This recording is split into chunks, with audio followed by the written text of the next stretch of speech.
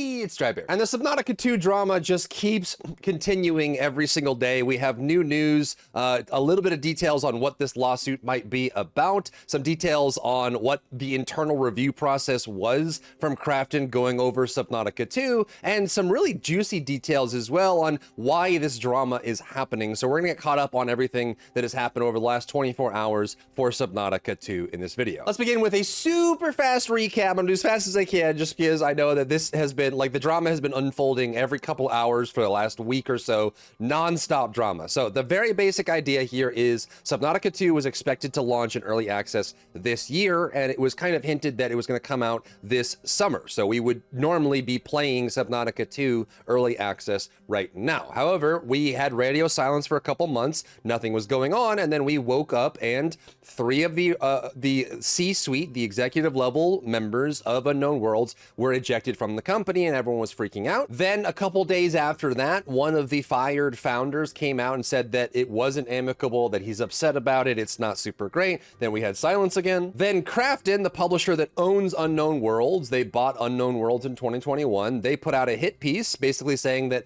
the reason that they were outed is because the founders were not playing ball, they weren't doing what they were told, they weren't delivering on their timelines, and then they had to remove them in order to get someone in place that will actually get the game out to the customers. Then after Krafton put that hit piece out, then right after that, we had the fired founders coming back and saying, hey, we are now filing a lawsuit against Krafton. We can't give you details why, but we're filing a lawsuit. And so there was this big question of he said, she said, who's in the wrong? What's going on with Subnautica? Why are the founders fired? Why are they suing? Is Krafton in the wrong? Are the founders in the wrong? That's where we're caught up. So let's see what happened after that. Now on to the new news that we haven't covered yet. So this screenshot, it's not even a screenshot. Someone took their phone and took a picture of a computer screen, and this leaked online. I'm willing to bet money that Krafton leaked this. I don't think there would be any reason for the founders or Unknown Worlds to leak this. I'm pretty sure Krafton just, oops, accident. Oh, where'd this come from? I don't know. Ooh, I guess it's out there. So I'm pretty sure Krafton leaked this. But this is a phone capture of a screen of a document that was used as a milestone review for Subnautica 2 2 months ago. So this was Krafton coming in and saying, hey, Unknown Worlds, we're looking at your game and we're not happy with where it is. We think that it's not far enough along. We think that it's going backwards, not forwards. And we think that you need to add substantially more to the game before you release to early access. So it sounds like, at least from what I've seen from the outside, that the founders of Unknown Worlds and the developers were wanting to launch Subnautica 2 in an incomplete state this summer for early access so people could get their hands on it and start playing it and start giving feedback on it. And Krafton said, hey, this isn't good enough. You don't have enough content. There's not enough in the game. You need to make more. There's not enough polish. There's a level of polish and market impact required to drive IP growth and expansion. So Krafton's saying this is not good enough for early access. And to be fair, on the side of the developers here, this is always what Subnautica has done. Subnautica has started project, then a couple years into the project for Subnautica 1 and Below Zero, they launched it incomplete, and then people get their hands on it in early access. They test out the building mechanics, they test out the combat mechanics, the gathering mechanics, all of the mechanics that are in the game, and then over the course of several years, usually 1 to 3 years, they add more based on player feedback, and then eventually launch a 1.0 version. And I think Subnautica 2 was actually on course for that. It seems like timeline-wise, between the start of the project and the end, Subnautica 1 was like 5 years, Subnautica Below Zero was like 5 years, and Subnautica 2 would be about 5 years if it launched this year as well, or if it, released next year, around that timeline as well. So it doesn't seem like Subnautica 2 is far off from the other two projects that they have done for Subnautica. But Krafton is coming in saying that, hey, you don't really have much here, right? And also it seems like, based on these screenshots,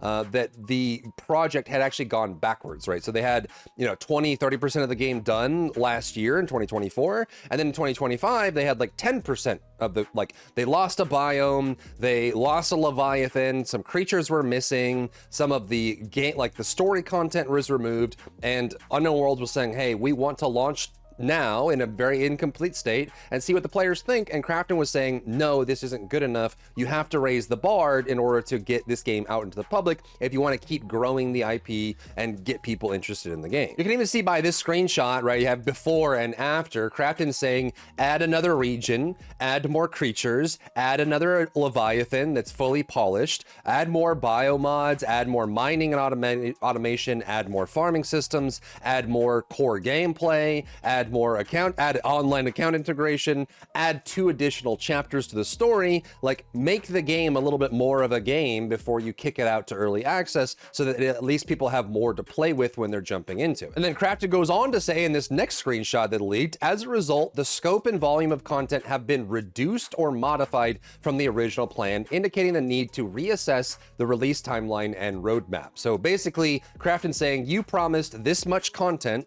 in 2023 and 2024, and in 2025 it went down. You're not going up, like you're not moving the project deadline closer and closer, you're going backwards, like in retrograde, and Krafton wasn't happy with that. So Krafton highlights in this screen here, compared to quarter 2 2023, 2 biomes are gone. So we lost 2 biomes internally. 1 type of Leviathan was removed, fewer creatures biomods, character customization feature is now removed from the game. The number of tools, equipment went down, the additional vehicle is removed from the game, custom game mode is gone, and one of the narrative lines, like story lines of the game, has been removed. So Krafton was saying, hey, we bought the company in 2021, you've been working on Subnautica 2, we've been watching the progress of Subnautica 2 go up and up and up, and then right before early access launch, Unknown World said, hey, maybe these things aren't done yet, maybe we don't like these being in early access, we're going to pull a bunch of stuff out of the early access version. And in the internal review, Krafton's like, what the heck, you're going backwards, this isn't good. Now, to be fair, this has kind of been par for the course for Unknown Worlds. They've always done this. Most of their early access launches have been very bare bones in a lot of ways, or just not even representative of the final product. The example I give while we're covering this drama is that during the early access of Below Zero, they completely retconned almost the entire game, like the storyline, the main character,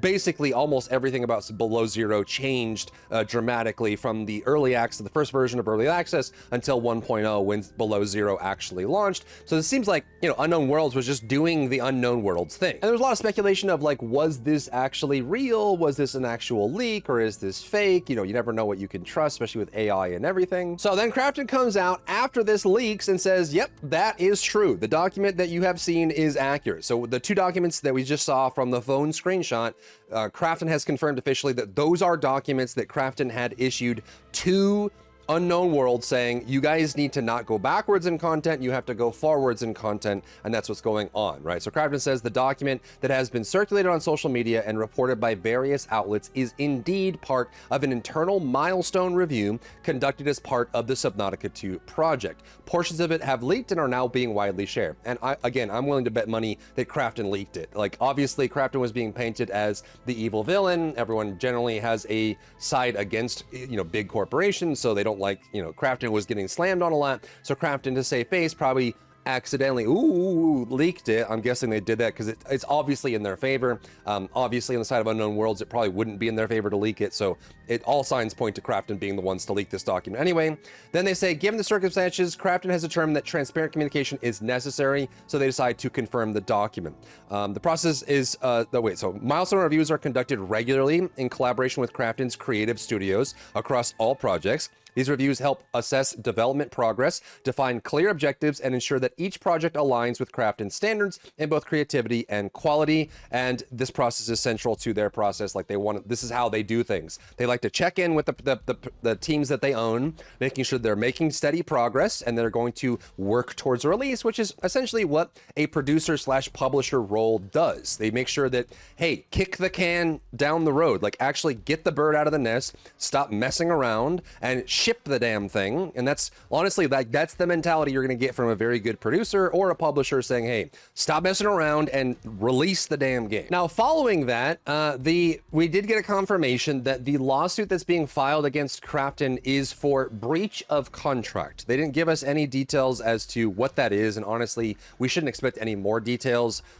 ongoing lawsuits are something that you never want to be talking about until it's finally done, until the arbitration is completed, the case is closed, and the parties are aligned and everything like that. You're not going to get much more. But the idea is that the original founders are suing Krafton for breach of contract. So based on all that, here's my take on what I think happened. I think that Unknown Worlds sold their company in 2021 and they got a hefty, $500 million payout. I'm sure a lot of that went to the founders as well, and they made a lot of personal capital gains income off of this based on selling their company. However, they did sell majority control to their company, which means that they're no longer the bosses of Unknown Worlds. If Krafton wanted to, they could come in and say, hey, do this, do that, or else, right? So like they sold away their rights to own and direct their own company in 2021.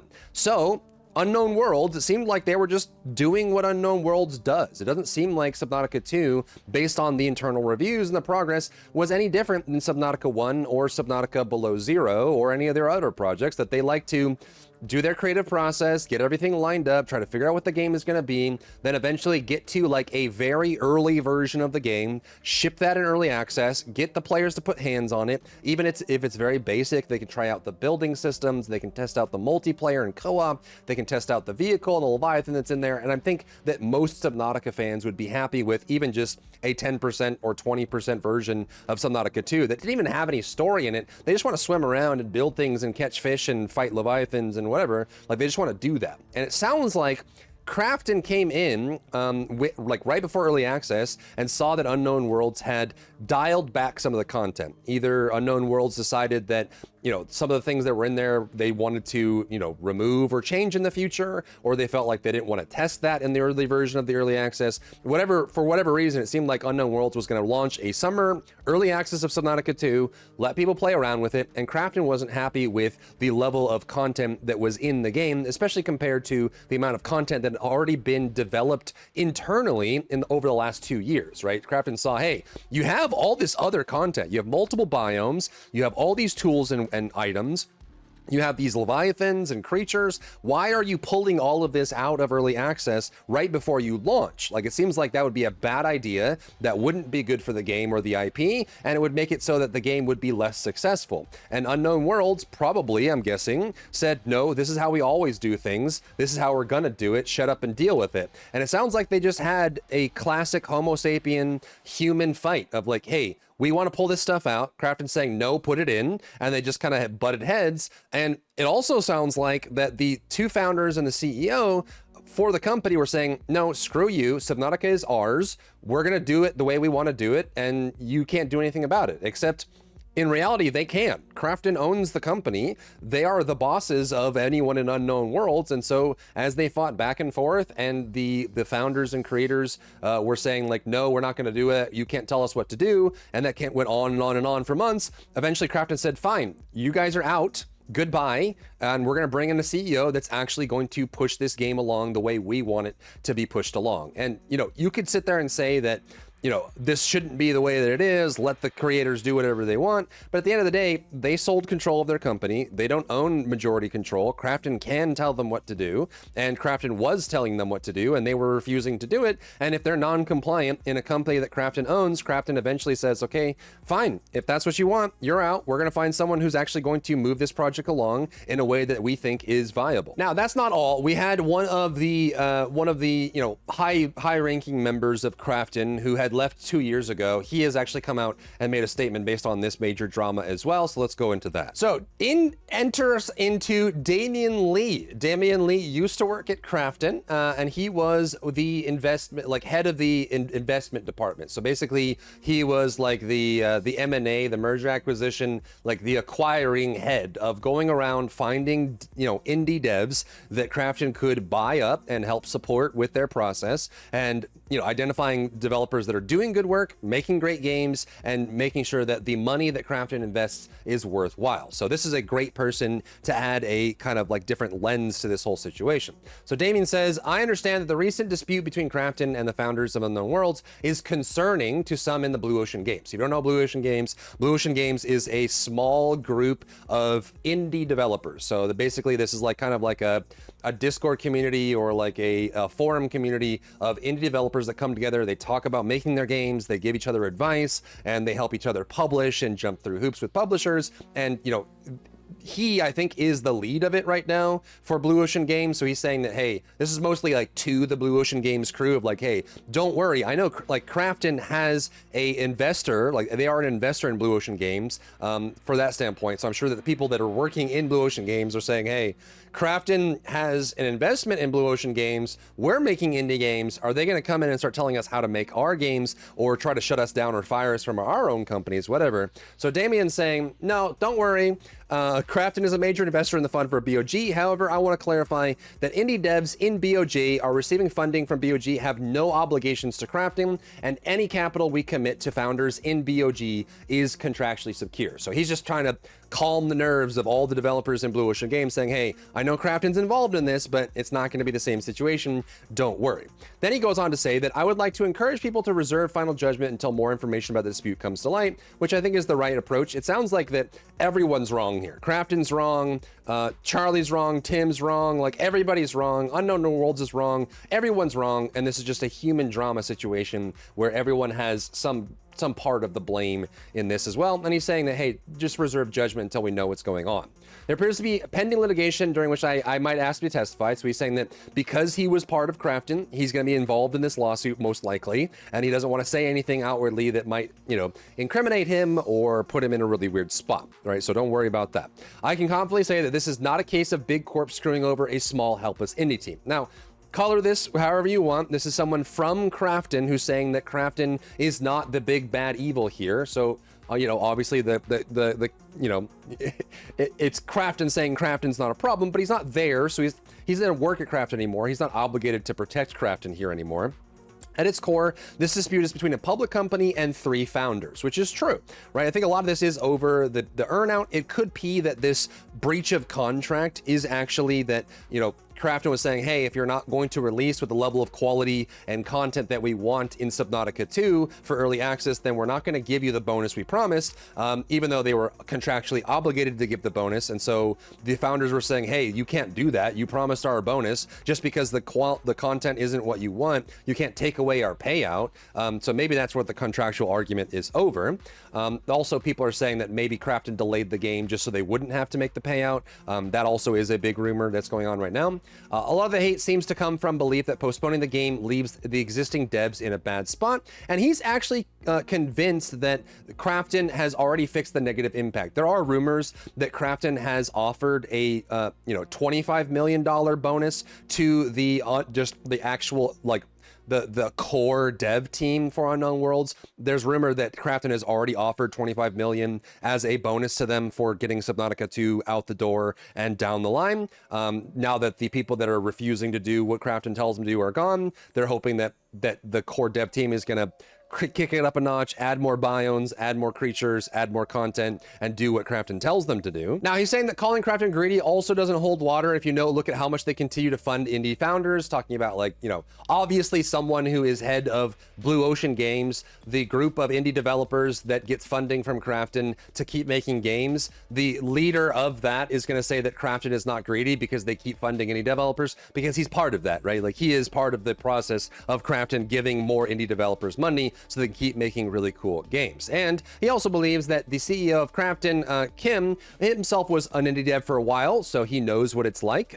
So obviously, you know, he's very much on the side of Krafton there. And again, Krafton could be very much in the right here overall. It could just be that the founders sold their company and went Pikachu face when the people that own their company are telling them what to do, and they are saying, no, we're not going to do what you tell us, we're going to do whatever we want because it's our company. And Krafton's like, no, you sold the company, it's not yours anymore. He also points out that since he left in 2023, apparently over the last 2 years, the relationship between Krafton and the founders has been getting worse and worse, right? And I think this is back to the fact that, you know, the founders might be prideful and saying, hey, we're not going to change what we do just because you tell us to. And Krafton's like, no, we have good evidence that says that you should do it this way. And the founders are saying, no, we're not going to. So that relationship is just getting worse and worse over time. But having been the head of investments for Krafton, he's saying that the goal of the process of selling is that the extra funding, the war chest of money, allows them to take more risks without having to worry about going, you know, belly up because they didn't make enough money on a project, and that they will allow them to make more games faster and more often over time, right? Having that parent company with funding says you can take risks, you can make more games, you can spend more time on the games and make a lot of games because the risk has been reduced because of that parent company. And that's kind of what he says is the process for that. He also confirms that the $500 million on purchase in 2021 was already paid, and the potential payout was based on a mutual understanding that the founders would stay on long term, putting in their best efforts to create multiple new games and expand the existing IP. So it sounds like the contract for the purchase in 2021 was, hey, we're buying you and we're giving you $500 million, $500 million is going to your company. But in return, what we want you to do is we want you to stay involved in the projects, and we want you to do a lot of projects. We want you to take the Subnautica IP and blow it wide open. We want mobile games and console games and PC games and spin-offs and multiplayer games and single player games. Like, we want Subnautica to be huge. We want it to be a worldwide phenomenon, right? And it sounds like the founders actually signed that document, took the money, but then had no intentions of actually doing that. They just wanted to keep doing what they were already doing, which was every 5 years they release a new Subnautica that has new content in it, and, you know, just is their indie developer style. Now, there's tons of evidence that you could look online. Like if you look at the original founders and the ex-CEO of Unknown Worlds, you can see that they actually were working on new projects. Charlie had moved away from the headquarters city for Subnautica and moved to a new city and started working on a new film project separate from Subnautica. One of the other founders was working on a different game, and so they were not 100% nose to the grindstone focused on Subnautica 2. Granted, at leadership level, you know, they're not the ones that are, you know, in the engine making content anyways. They're kind of overseeing it. So it's not like they're the ones that have change lists to submit and content to put in and packages to give to, you know, the artists and stuff like that. And it's not like they're part of the active development. So you could make an argument that they didn't need to be the ones that were there. But I guess Krafton was saying that the founders were not actually giving it their all. They were not, you know, hands-on with it. And they also weren't doing what their original buyout contract said, in that they weren't expanding the Subnautica genre. They weren't Subnauticing. They weren't expanding the Subnautica IP to be multiple games, multiple different platforms, and a big, huge brand that Krafton wanted. So it sounds like realistically everyone's in the wrong here. Krafton is in the wrong because they kicked the people that were making Subnautica out, but the people that got kicked out were wrong because they signed a contract, they accepted money, and they sold away majority control of their company under the stipulation that they would do something, and then they just didn't do that thing. They were not doing what they promised to do, and they were just continuing to operate as normal, assuming that they would just take Krafton's money and nothing would change. So it sounds like everybody's screwed up and wrong here, but I'm curious what you think. Like, you know, obviously, at the end of the day, if you sign an employment contract and your boss doesn't like what you're doing, you're at risk of being fired. That's just the reality of the world. If you sell your company and you no longer have, you know, power of control over that company, you don't get to make the shots, right? Like, maybe you get lucky and you sell to a partner that is willing to give you free reign, but realistically, if it's stipulated in the original contract that you have to do something and you don't do that thing, there it is. Now, this also gets very murky because the lawsuit that they are alleging for Krafton is based on breach of contract. So the original founders that were fired from Unknown Worlds are alleging that Krafton breached their contract. So maybe to the Unknown Worlds C-suite that Krafton promised they would maybe stay out of the development, and Krafton did not stay out of the development, and that's why they're trying to sue them. Honestly, for me, I would be terrified to sue a multi-billion-dollar company in anything. Even if I was in the right, I would be scared to do it. That sounds terrifying. But let me know what you think. Who's in the wrong here? Is Krafton in the wrong? Are the founders in the wrong? What do you think about these leaked documents and the fact that the lawsuit is based on violation, breach of contract? And what do you think about the game, and what are your expectations for Subnautica 2? Because realistically, we check in on us every time we update this drama. Subnautica 2 has not moved in the rankings for Steam wishlists. It is still number 2, right behind Silksong. It hasn't gone up, it hasn't gone down. So even though I'm seeing people in droves say that they're canceling their wishlist on Subnautica 2, as of right now, that has not moved the needle at all. Subnautica 2 is still the second most wishlisted game on Steam, and I'm sure is still on track for a release at some point in the next year or two. We don't know. I mean, they moved it to 2026. There's no release date right now. It's up in limbo, and there's all this litigation is going to take place. But let me know what you think about the current situation and the latest news on Subnautica 2. If you found value in today's video, leave a like down below. Leave a comment for the algorithm to help this video get seen by more people. And don't forget to check out my other channels for other content and other stuff and other things.